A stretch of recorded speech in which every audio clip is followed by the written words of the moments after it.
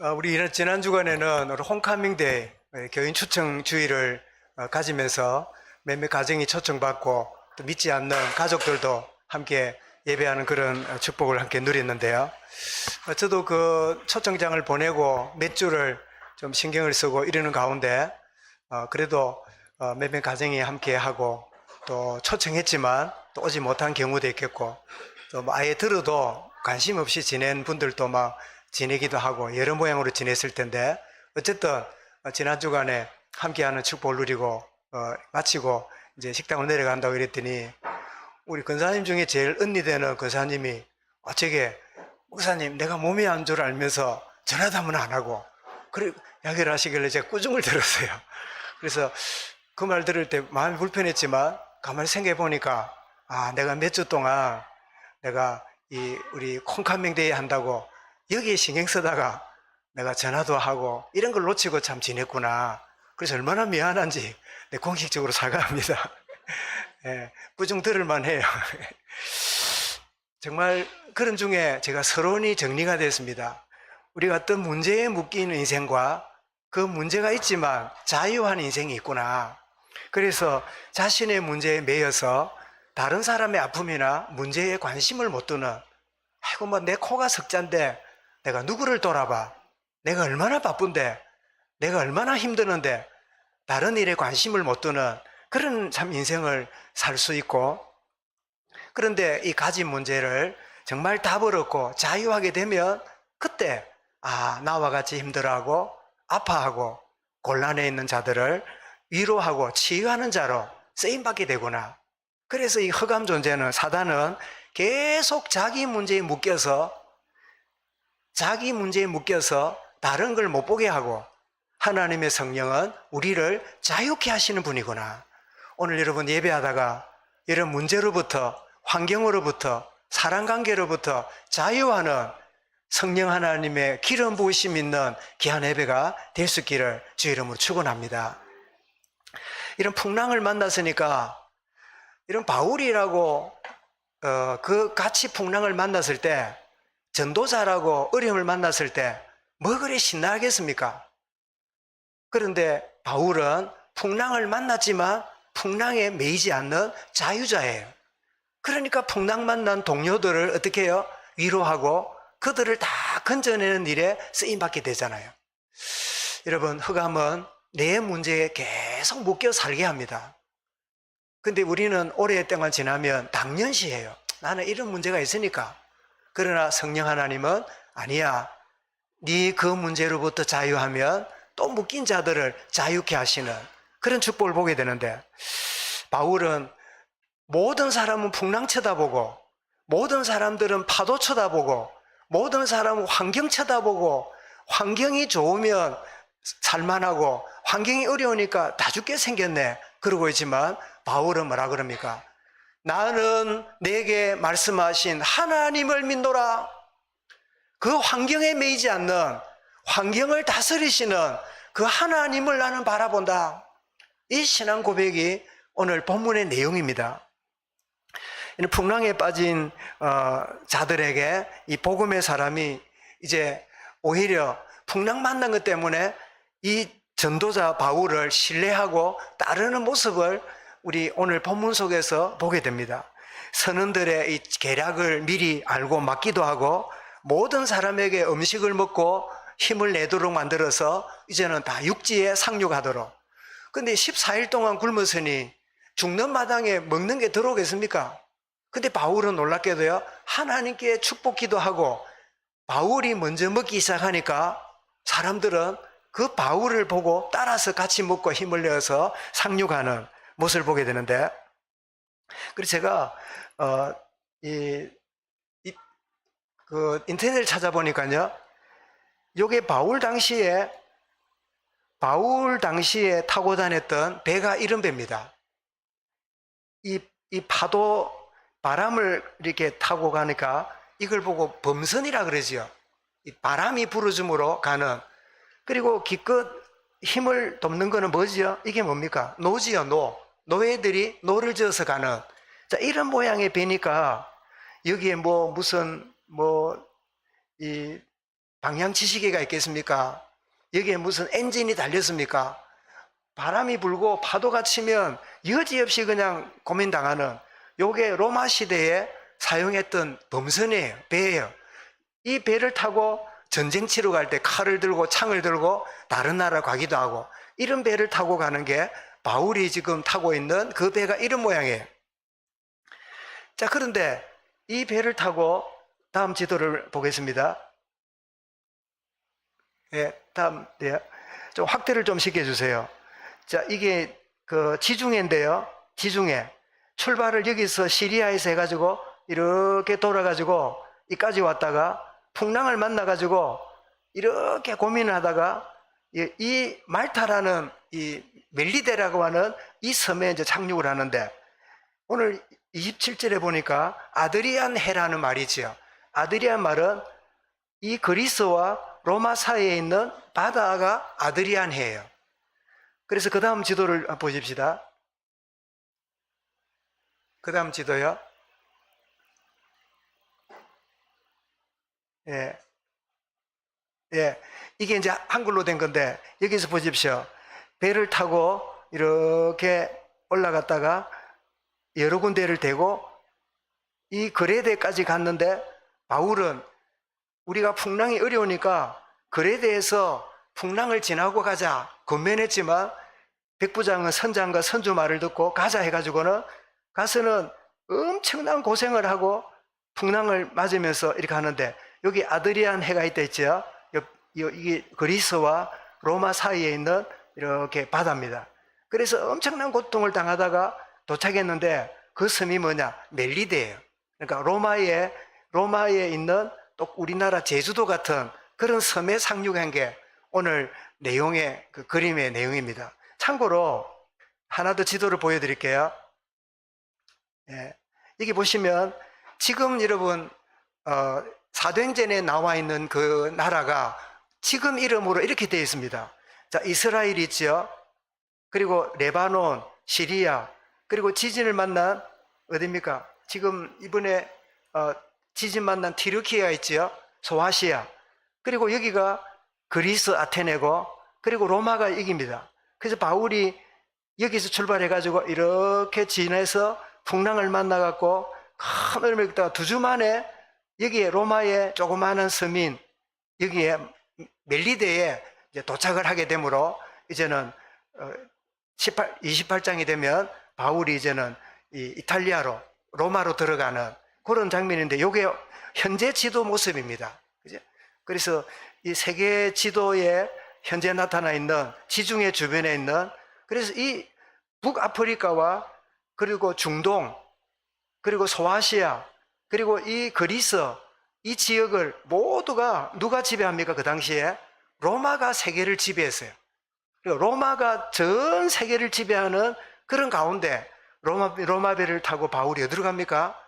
로마의 수도였던 바로 이 이탈리아 로마로 들어가는 그런 내용이 오늘 본문 내용이에요. 뭐 지도를 보여주니까 거기네 이래 싶은 분도 있고, 저기 말라고 보여주노? 내가 뭐 로마가 어디 붙었는지, 예루살렘 어디 붙었는지, 우리 동네도 어떤 데는 집을 못 찾아갖고 헤매는데, 이런 분이 있는지 모르겠는데, 그래도 여러분에게 도움이 될까봐 말씀드린 거니까 이해하면 좋겠습니다. 이런 풍랑을 만났는데, 말씀드린 것처럼 바울도 어려움을 당했잖아요. 바울도 죽을지 모르잖아요. 바울도 결과적으로 로마에 갔지만 하나님 분명히 나에게 약속했는데, 가이사 앞에 갈 거라고 말씀했는데, 내가 이러다가 이 바다에 풍랑에 떠내려가 죽는 건 아닌가 하는 두려움이 왜 사람인지를 없었겠어요. 그리고 바울은 기계가 아닙니다. 사람입니다. 그런데 이 풍랑으로 인해서 바울은 배에 타고 있는 사람에게 재수가 아니라 새로운 영향력을 주는 사람으로 바뀌게 됩니다. 사는 여러분, 풍랑 만난 시대입니다. 저와 여러분이 접해 있는 조직이나 만남과 모든 가문과 가정에 풍랑이 오면 하나님은 나에게, 복음의 사람은 새로운 영향력 있는 사람으로 만드는 계획이 있음을 믿으시길 바랍니다. 같이 힘들어요. 같이 어려워요. 같이 고통스러워요. 그런데 복음의 사람에게는 새로운 영향력을 주는 하나님의 계획이 있는 거야. 여러분, 이 사실을 흑암은 놓치게 만들고 성령 하나님은 깨닫게 원하시는 게 성령의 역사잖아요. 자, 풍랑을 만난 이후에 바울을 전적으로 신뢰하고 따르게 됩니다. 26절에 보니까 뭐라고요? 바울이 한 말을 듣고는 그 섬에 걸리리라. 자, 그 말을 했는데 실제로 섬에 상륙했잖아요. 31절을 보십시오. 보니까 바울이 백부장과 군인들에게 이 사공들이 도망가려고 하니까 이 사람 없으면 우리가 살아남지 못한다. 이러니까 그 말을 듣고 구명정을 끊어버리는, 그루 빼라 말은 구명정이라는 뜻이죠. 끊어버리는 바울의 말에 전적으로 백부장도 이야기해 주세요. 내가 따를게요. 지금 누구를 의지할 수 없는데 당신 말을 내가 믿을게요. 이런 분위기가 된 거예요. 자, 사공들이 구명정 내릴 때 그 알려줌으로 군인들이 끊었다 그랬죠. 또 바울이 축사하고 음식을 먹으니까 다 받아 먹고, 열나흘 굶은 사람에게 기도하고 먹게 하니까 얼마나 신나게 먹었을까요? 바울의 말을 무시했던 그들이 풍랑을 겪으면서 전적으로 바울을 신뢰하게 되는 이 놀라운 일은, 저는 오늘도 저와 여러분이 살아가는 삶의 현장에 하나님은 똑같은 일을 하고 있다고 저는 믿습니다. 똑같이 풍랑 만났다고 난리 피우고, 똑같이 풍랑 만났다고 인본주의 쓰고, 그런 모습을 오늘 불신자들은요, 신자들 속에서 그런 모습만 보고 있으니까 사람들은 더 이상 기독교인을, 교회를 신뢰하지 않는 거예요. 똑같이 풍랑 만났는데, 똑같이 소망을 잃어버렸는데, 예수 믿는 사람은 다른 거야. 하나님 믿는 사람은 뭔가 다른 거야. 분명히 저런 일을 만나면 이런 수단 방법을 쓸 건데, 저 사람들은 바보처럼 그런 수단 방법을 의지하지 않고 하나님께 기도한대. 하나님께 기도한다는 소리가 우둔하다는 것 때문에 신자들은 기도 안 하고 수단을 부리고 있는 것이 오늘날 우리 신앙인들의 현실이잖아요. 이 풍랑을 만남을 말미암아 바울을 전적으로 의뢰하는데, 이 말은 무슨 뜻입니까? 바울을 의뢰하는 게 아니고 25절 보십시오. 바울이 뭐라고 말했습니까? 내가 속한 바, 내가 섬기는 하나님의 사자가 내게 말씀했다. 그러면서 25절에 23절의 말씀 제가 읽었고요. 25절에 뭐라고요? 여러분이요. 그러므로 여러분이요, 안심하라. 나는 내게 말씀하신 그대로 되리라고. 누구를 믿노라? 하나님을 믿노라. 여러분, 하나님 믿는다는 게 뭘까요? 오늘 결론의 말씀을 정리했습니다. 하나님 믿는다. 그게 무슨 뜻일까요? 교회 다닌다는 뜻일까요? 성경 좀 읽는다 말일까요? 아니면 내가 구원받은, 거듭났다, 그 정도일까요? 하나님을 믿는다. 우리 주로 예수 믿는다 소리는 많이 하지요. 근데 하나님을 믿는다, 이게 무슨 뜻일까요? 바울은 뭐라고요? 하나님을 내가 믿노라.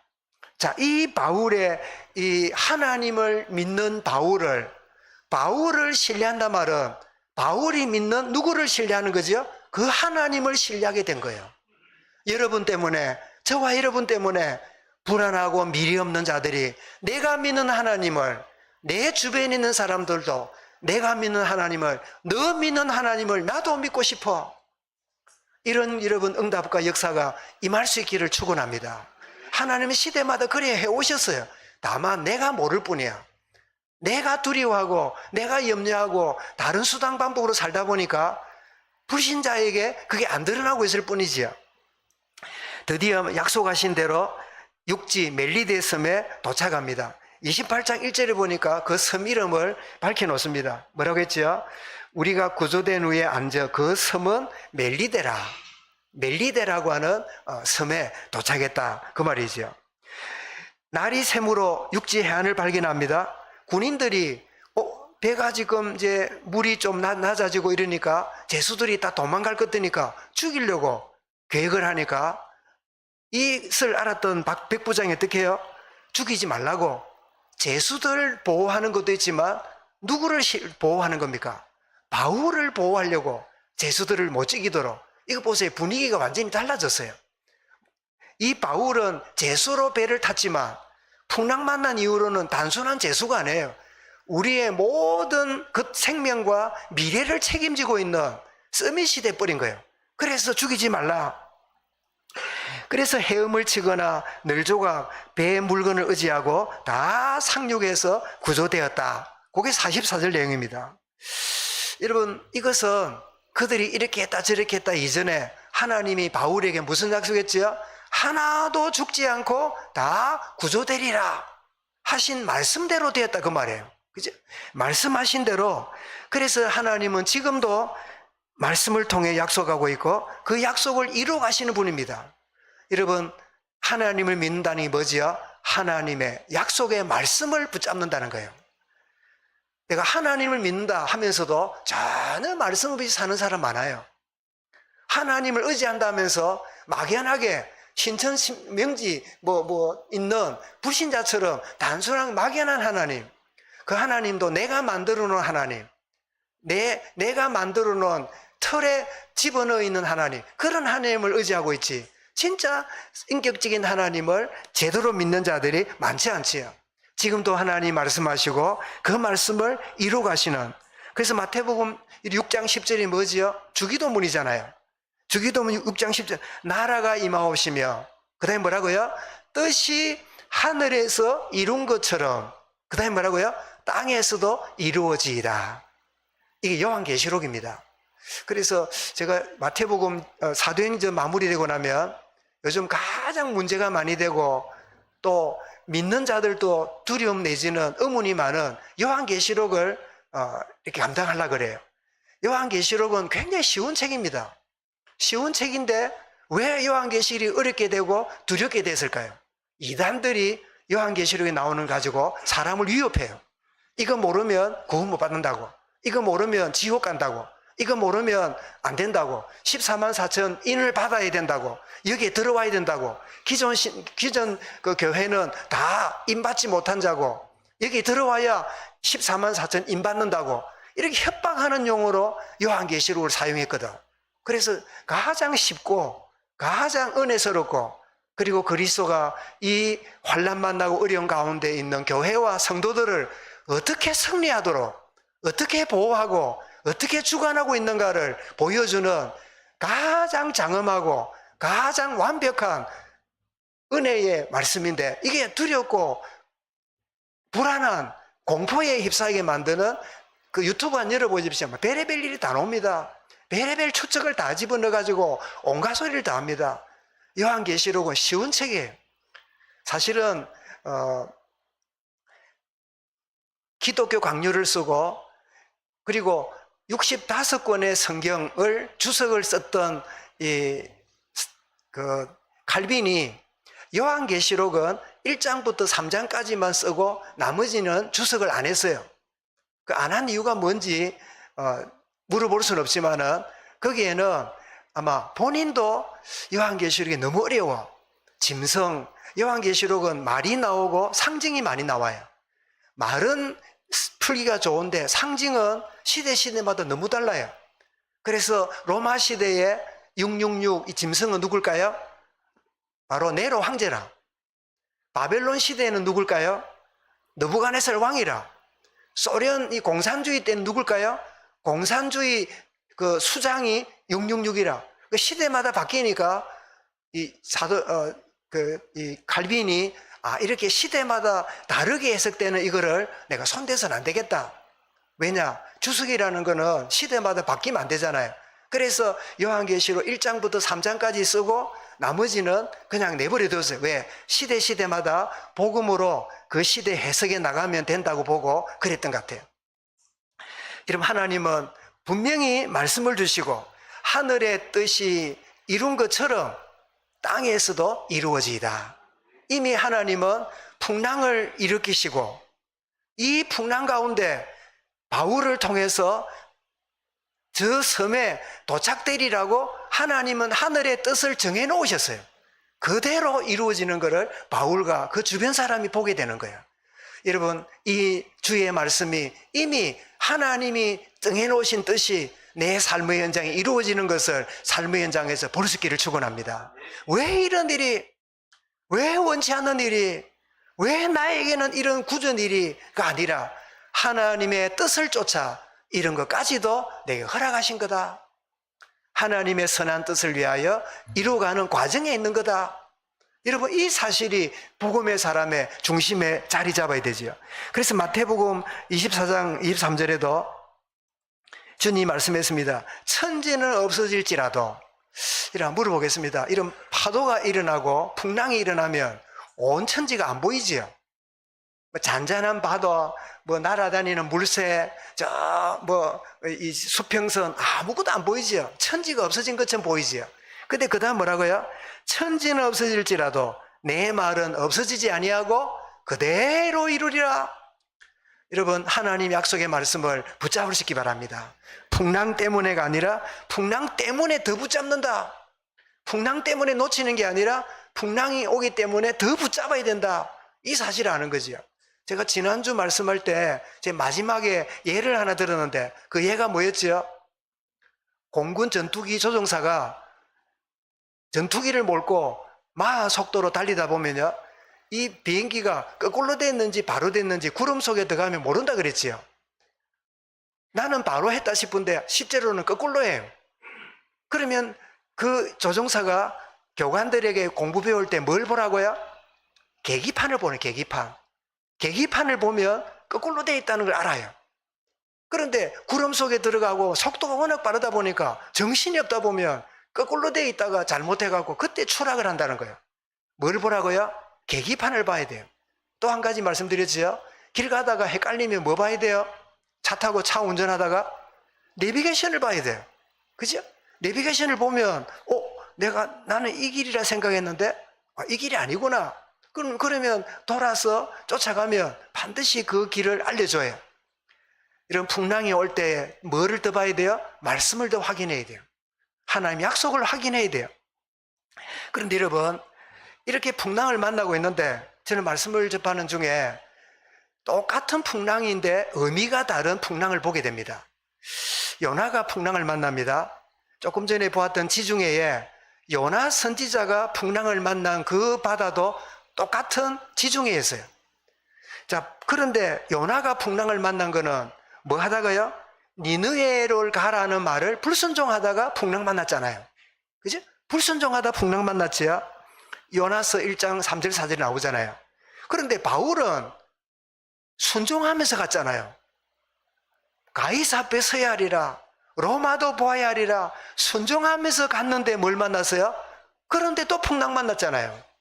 그러면 한번 계산해 보십시다. 내가 만난 풍랑은 불순종하다 만난 거냐, 순종하다가 내가 만난 거냐, 그런 정리해 볼 수 있겠지요. 그렇다면 불순종하면서 만나는 풍랑과 순종하다가 만나는 풍랑은 의미가 달라요. 전혀 해석도 달라요. 전혀 해석도 달라요. 그런데 결과는 똑같았어요. 니느웨로 가라고 했는데 가지 않고 도망치다가 물고기 뱃속에서 3일 동안 회개하고, 그리고는 막 그 물고기가 3일 동안 소화도 안 되고 뭐가 배에서 꾸룩꾸룩 하니까 얼마나 고기도 힘들었겠어요. 우리가 불순종하면 내 주변 사람도 힘들어합니다. 알겠지요? 나만 힘드는 게 아니라 내 불순종 때문에 내 주변 가족들, 주변 사람도 힘들게 해요. 고기가 얼마나 이런 배가 아프고 힘이 들었을까요? 그래가지고 3일 지내는데 토하고 싶어도 토해지지가 않아요. 왜요? 하나님의 허락해야 토해. 그런데 3일 동안 요나가 뱃속에서 뭐 했습니까? 1번 딥이 잤다, 푹 잤다, 그 말이에요, 경상도 말로. 두 번째 모른다, 세 번째 철저하게 회개했다. 1번일까 2번일까 3번일까? 뭘까요? 우리 그 교인씨 어떻게 해요? 1번일까 2번일까 3번일까요? 1번 잤다, 2번 잘 모른다, 3번 회개하고 하나님 앞에 바로 섰다. 몇 번일까요? 3번. 예, 3번이죠. 예? 우리 재빈이한테 물어보자. 못 들어가죠. 어디 갔다 오길래 못 들어가 대답할지 모르겠네. 요나가 물고기 뱃속에서 어쨌을까요? 1번 잤다, 2번 모른다, 3번 회개했다. 몇 번일까요? 3번. 그제? 잘했지요. 회개하고 나니까 그때서 물고기가 토하고 싶었는데 못 토하다가 그때서 토해졌어요. 모든 만물을 하나님이 적절하게 주관하시는 거예요. 물고기 토하는 것도 함부로 못 토합니다. 하나님이 허락해 토하는 거야. 그래 토해냈는데 온몸이 뭐가 묻었을까요? 막 말로 못할 더러운 것들이 묻어 있겠지요. 여러분 고기 여러분 생선 이렇게 가까이만 있어도 비린내 나잖아요. 그래서 어떤 사람은 생선 안 먹는 사람 있잖아요. 비린내 때문에. 그런데 고기 뱃속에다가 비린내가 곱하기 몇 번 날까요? 아마 곱하기 100은 될 거예요. 그 들어있는 뭘 얼마나 더러울까요? 그래 나와가지고 억지로 갑니다. 어디로 갑니까? 도망갔던 니네로 갑니다. 가서 어떻게 하죠? 회개해라 회개해라. 회개 안 하면 너가 망한다. 회개 안 하면 너가 망한다. 회개해야 된다. 이랬더니 온 백성이 회개하고 동물도 회개하고 왕도 죄를 덮어쓰고 회개하는 이런 일이 벌어졌어요. 바울도 로마에 풍랑 만나서 들어갔습니다.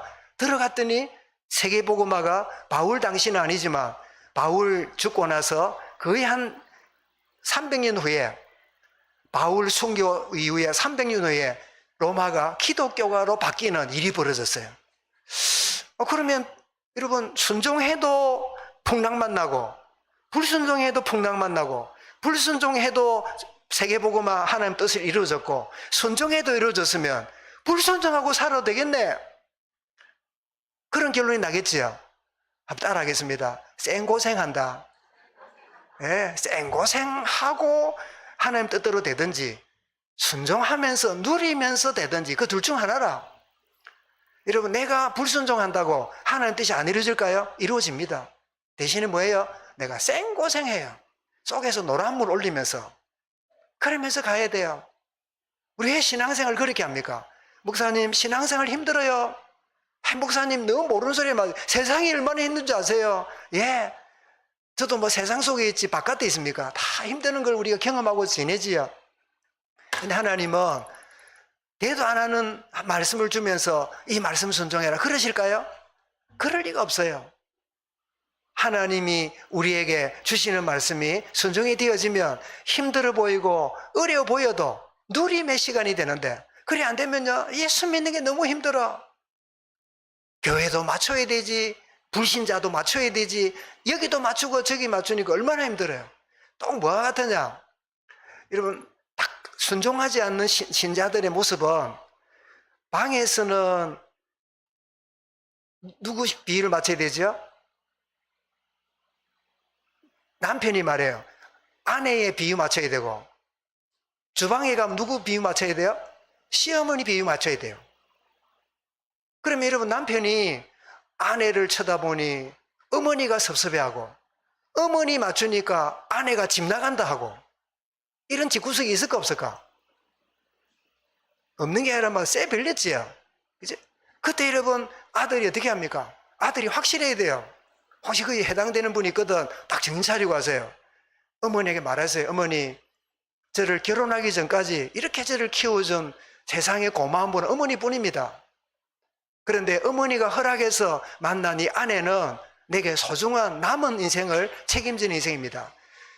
그래서 저의 임종까지 지켜줄 사람은 어머니가 아니고 우리 아내입니다.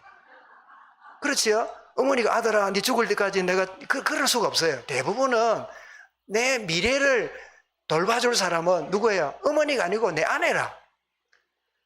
그러면서 어머니가 여러분 좀 편하게 마음 안 열면 아내가 힘들고 그러면 저도 정말 힘듭니다. 어머니 제가 아들이 이렇게 힘들게 사는 걸 어머니 원하십니까? 아니면 제가 참 편하게 사는 걸 원하십니까? 이런 어머니에게 진지하게 말해보세요. 그러면요 생각 있는 어머니는 알겠다 하더라. 그래 내가 아쉬움이 많지만 내가 너의 행복을 위해서 너의 아내와의 관계를 내가 새롭게 할게. 그 남편이요 막 주저주저 하면서 이게 쭈빗쭈빗하고 있으면요 그 가정이 힘들어요. 무슨 말씀 드립니까? 주님 앞에 바로 서지 못한 신자 모습이 어머니하고 아내 사이에 눈치 맞추는 이 모자라는 남편 같은 인생을 살아야 돼요. 뭐가요? 예수 어중간하게 믿으면 예수 바로 확실히 믿으면 어머니가 섭섭해도 아내가 섭섭해도 지내하는데 여기 맞추려고 저기 맞추려고 이것도 아니고 저것도 하고 여기서 얻어맞고 보세요. 저기서 얻어맞고 그래서 살고 싶지 않아요. 그런 여러분 가정이 된다면 얼마나 어리석은 일이에요. 아이고, 목사님 안 당해봐서 모르지. 한번 당해보세요. 예, 당해보나 안 보나. 하나님 말씀 우리에게 정확히 말씀했어요. 그죠? 하나님께 순종하면 나머지로부터 자유하는데, 하나님께 순종하러 사람 맞추려다 보니까요, 내가 스스로 힘들게 사는 거예요. 불순종해도 하나님 역사가 응답이 일어납니다. 뭐라고요? 내가 고생을 하고, 내가 순종해도 풍랑이 일어납니다. 근데 그 풍랑이 하나님이 함께함을 누리는 계기가 돼요. 똑같은 이런 풍랑인데도 의미가 다르죠. 그렇다면 내가 만나는 풍랑은 어떤 의미가 있을까요? 불순종의 결과입니까? 순종하는 데 오는 풍랑일까요? 그래서 시편 107편 25절에 여호와께서 명령하신즉 풍랑이 일어나 바다 물결을 일으키시는도다. 바다 물결까지도 하나님이 명령하셨구나.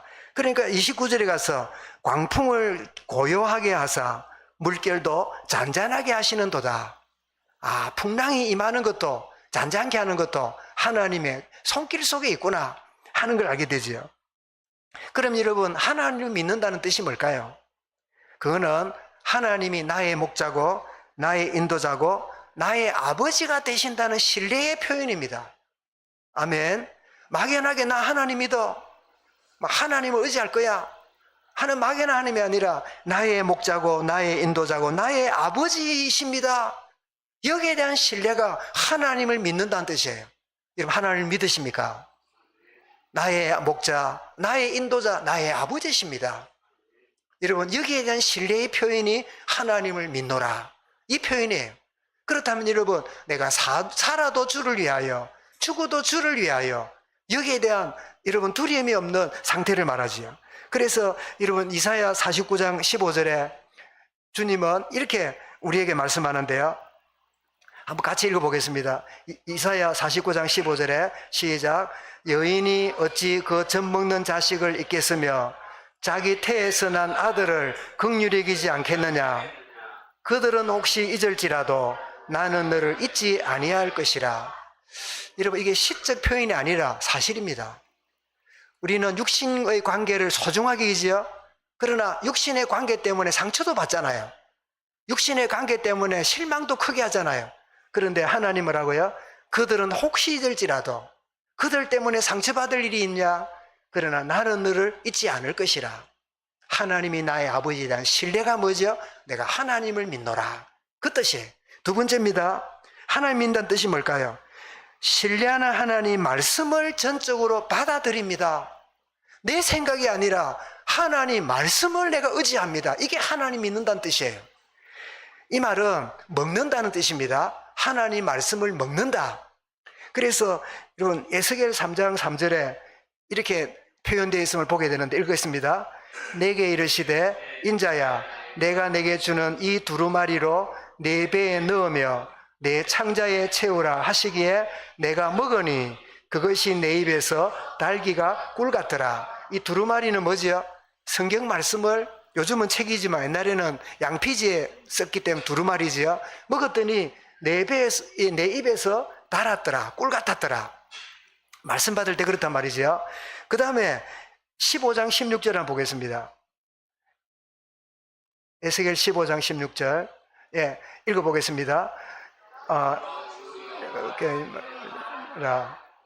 한테 불을 뜨니 같이 내가 예루살렘과 16절을 해야 되는데 16절이 이렇게 되어 있습니다.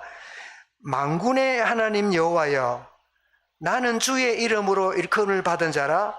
내가 주의 말씀을 얻어먹어사오니. 16절에 나온 겁니다. 주의 말씀은 내게 기쁨과 내 마음의 즐거움입니다. 이렇게 에스겔이 표현해요. 말씀을 먹었더니 입이 달았다 했잖아요, 꿀처럼. 16절에서 뭐라고요? 주의 말씀이 내게 기쁨과 내 마음의 즐거움이 되었습니다. 자, 그런데 요한계시록에 보면 또 다른 표현이 나옵니다. 10장 10절입니다. 요한계시록. 자, 읽어보겠습니다. 시작. 내가 천사의 손에서 작은 책을 갖다 먹어버리니 내 입에는 꿀같이 다나 먹은 후에는 내 배에서 썩게 되더라. 여러분, 에스겔이 먹었다 그랬고, 지금 내가 누굽니까? 사도 요한이지요. 먹었는데 입에서는 꿀같이 달았는데 배에서는 어떻게 해요? 쏟아지죠. 한번 물어보겠습니다. 좋은 약은 입에 씁니까? 답니까? 쓰지요. 자, 그런데 주의 말씀 받을 때 꿀처럼 좋고 내 즐거움이고 기쁨이었습니다. 근데 내 배에 들어가니까 쓰게 되었어요. 뭐지요? 말씀을 순종할 때 이 불의한 세상이 어떤 가운데 있어요? 우리가 견뎌야 될 어떤 시간표가 있단 말이에요. 여기는 천국이 아니라 불신앙의 세계이기 때문에 우리가 때로는 벨벨 소리를 다 들어도 우리가 인내하고 넘어가야 될 쓴 과정이 있다 그 말이에요. 말씀을 순종할 때 쓴맛을 보는 그런 과정이 있다는 것을 우리에게 표현하고 있지요. 말씀 받을 때는 아멘해요. 그런데 그 말씀을 실행할 때는 뭐예요? 쓰라리 믿기도 해요. 손해도 봐야 돼요. 내가 때로는 어떤 양보도 해야 돼요. 그 쓰라리 믿는 거예요. 그 표현을 요한이 하고 있죠. 그래서 하나님 인도함이 뭐냐? 뜻이 첫 번째 뭐라고요? 나의 인도자여, 나의 목자여, 나의 아버지 됨을 믿습니다. 그게 하나님 인도함 표현이고, 두 번째 뭐지요? 그 하나님 주시는 약속의 말씀을 내가 먹듯이 내 것으로 삼습니다. 그 말씀을 내가 의지합니다. 그게 하나님 인도한 뜻이에요. 세 번째는 뭐지요? 이 이후의 삶을 하나님이 책임지고 완전히 나를 함께 하신다는 사실을 사실적으로 내가 믿습니다. 모든 것들은 떠나가도 하나님은 영원히 나와 함께 계심을 내가 믿습니다. 함께 하심을 믿습니다. 그 뜻이에요. 그래서 마태복음 28장 2절 아시는 말씀이죠? 같이 읽습니다. 내가 너희에게 분부한 모든 것을 가르쳐 지키게 하라. 볼지어다 내가 세상 끝날까지 너희와 항상 함께 있으리라 하시니라. 이게 항상이란 말이 중요하지요. 기분 좋을 때, 신날 때는 함께하고 아닐 때는 안 하는 게 아니라 언제나 함께하는. 이런 바울은 풍랑 만났습니다. 풍랑 만나서 자기도 얼마나 힘들었을까요? 자기인들 왜 어려움이 없었을까요? 그런데 하나님이 그에게 임하셔서 바울아 두려워 말아라. 내가 가이사 앞에 서야 되겠고 여기 있는 모든 사람들 너희에게 생명을 붙였다. 그 말을 붙잡고 바울은 뭐라고요? 내게 말씀하신 그대로 되리라고 뭐라고요? 나는 하나님을 믿노라. 이 한 바울의 신앙 고백이요 276명의 생명을 살려내잖아요. 사랑하는 성도 여러분, 오늘 불신자들은 이런 하나님을 진짜 믿는 하나님의 사람을 찾고 기다리고 있습니다. 이런 사람으로 우뚝 세워지는 축복의 정인으로 이 한 주간 승리하시기를 주 이름으로 축원합니다. 감사합니다. 주님, 어떤 풍랑과 문제와도 하나님을 바르게 믿고 그 하나님을 신뢰하는 믿음으로 승리하도록 저들의 삶을 인도하여 주옵소서. 예수 그리스도 이름으로 기도드리옵나이다. 아멘. 우리 함께 찬송 드리겠습니다.